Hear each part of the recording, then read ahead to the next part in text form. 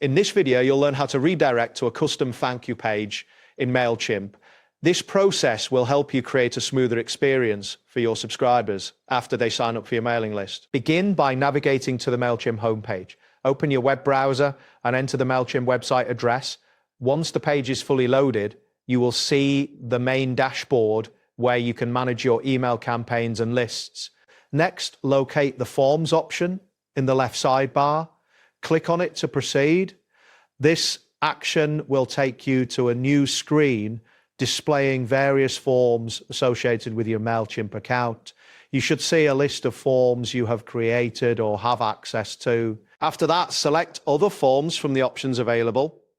This will direct you to a new page where you can manage different types of forms. Look for the Other Forms section in the list and click on it to continue. Once this appears, click on Form Builder. This option allows you to customize your forms. The Form Builder interface will load, presenting you with tools to edit and configure your forms as needed. Now navigate to the Forms and Response Emails section. You will find this link on the left side of the Form Builder interface. Clicking on it will bring you to a page where you can set up various responses for your forms. Next, change the Sign Up form to the thank you page. Look for an option labeled Sign Up Form and select it.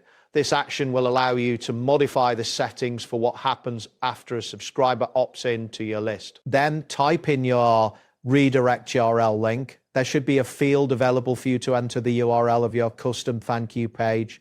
Make sure to input the full link, including the HTTPS or KTPS prefix. Double check the URL for accuracy to ensure a smooth redirect. After entering the redirect URL, look for a save button or confirmation prompt. It is important to save your changes to ensure that the new settings take effect.